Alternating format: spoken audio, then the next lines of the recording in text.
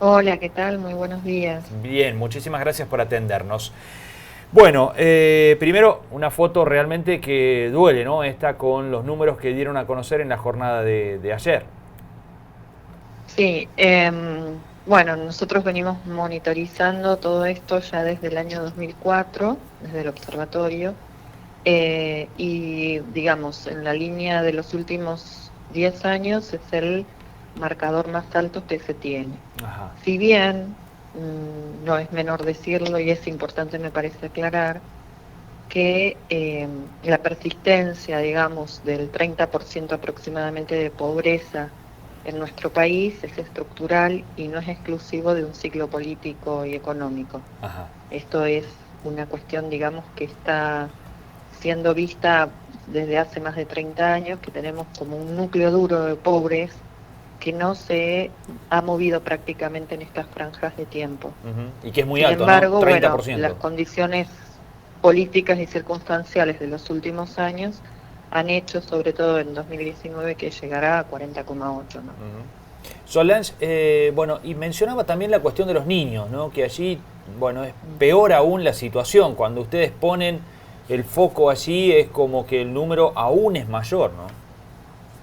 Y sí, porque bueno, los hogares son la unidad, pero al ver la composición de esos hogares tenemos muchísimas más personas y sobre todo los que afecta de manera directa es en los menores de 17, ¿no? Ajá. Situación que es por demás alarmante en lo que sería la intervención en políticas públicas.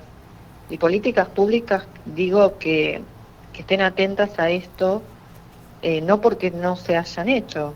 O sea, lo que observamos también en nuestras mediciones es que la inversión en asistencia social, eh, en lo que sería, digamos, los últimos periodos, han sido muy numerosas y ha sido un esfuerzo. Sin embargo, no ayuda a que disminuya la pobreza. Si Claro. no estuvieran estas ayudas, la pobreza indudablemente sería altísima, pero tampoco cambian o tampoco modifican esta estructura, estas ayudas. Claro, por allí ayudan a contener, pero no a modificar estructuralmente la situación, ¿no?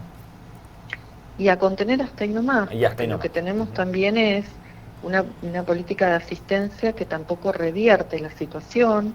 Entonces, la contención es tapar el agujerito en el momento o en el incendio, ¿no? Claro. Que lo que se necesitan es eso, o sea, lo que venimos denotando es 30 años aproximadamente con una estructura que no se ha modificado de pobres y que esto varía, sube, baja en función de crisis propiamente económicas, ¿no? Que han sido así como picos, que frente a crisis económicas la pobreza se dispara. Claro. Es lo que sucedió en este último periodo, ¿no? Con la devaluación, con lo que sería la pérdida de ingresos por falta de empleos en los sectores más vulnerables, ¿no? O un empleo más, o pasarse a empleos más precarizados, el no poder alcanzar a fin de mes en los hogares porque el aumento y el costo de vida ha sido mucho más alto. Nosotros estamos manejando una canasta de 33.000 pesos en hogares, que tampoco, fíjense que no es una canasta alta, que incluso ese número de pobreza podría ser muchísimo más alto para lo que sería el año que viene en función de los datos que se están observando. Claro. Solange, buen día, Javier es mi nombre. Veo aquí en tantos de los informes del sitio web, hablan de incidencia de la inseguridad alimentaria severa y total. ¿A qué hacen referencia en esto de inseguridad alimentaria?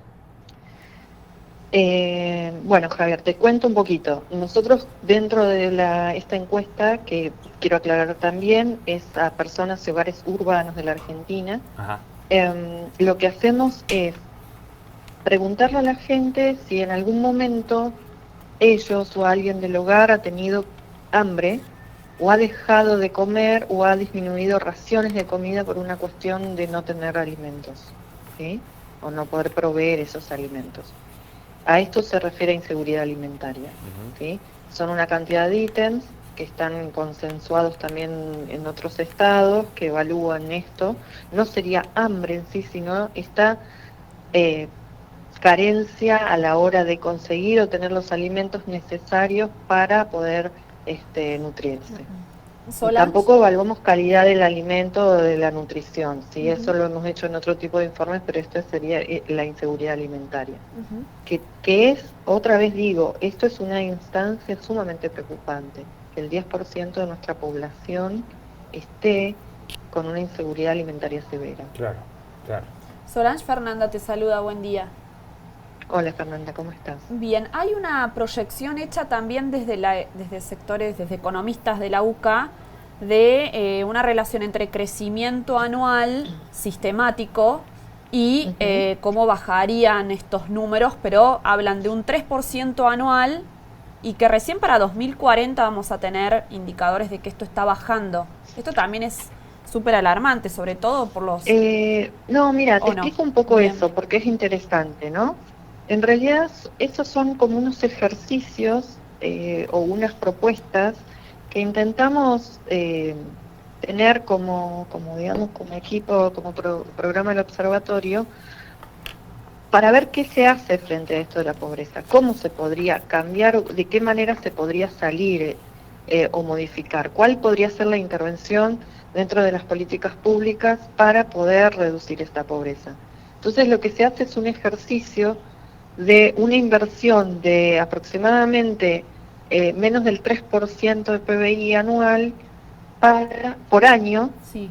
para llegar a 2020, o sea, el efecto sería que en 20 años podrías reducir la pobreza a un 15%. Bien, Ajá. 2040. ¿Sí? Bien. Al 2040, o sea, en 20 años, ¿no? Este sería como el ejercicio. Tomando como base EPH, o sea, la encuesta permanente de hogares de INDEC, en el inicio, y haciendo un efecto de crecimiento, ¿sí? Y de inversión del PBI aproximadamente o sea, ir incrementándose año a año, ¿sí? Y llegando a un 3% por ejemplo, en el año 5, lo que alcanzaría que en el grupo de personas y hogares en situación de pobreza, esto bajaría o disminuiría los estándares de pobreza en 20 años. Claro. ¿De qué manera bajarlo? ¿Ustedes desde el observatorio tienen contactos con el próximo gobierno? ¿Cómo pueden hacer para que estos números sean tratados para una política pública? Bien, eso fue también parte de nuestra presentación ayer. La idea que venimos sosteniendo, nosotros siempre fuimos,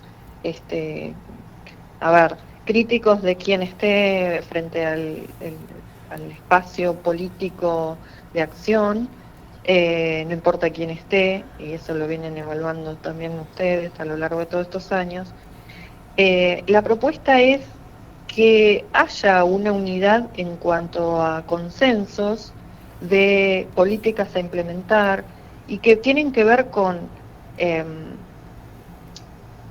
programas que puedan atender a un financiamiento, digamos, social garantizado, con un empleo mínimo, y que pueda tener un sustento también en lo que sería una incidencia en tener menores desigualdades en la población, que eso es lo que llevaría a la menor pobreza. Claro. Y cuando hablamos de desigualdades, es, digamos, tratar de fortalecer aspectos que tienen que ver con lo económico, pero también indudablemente aportando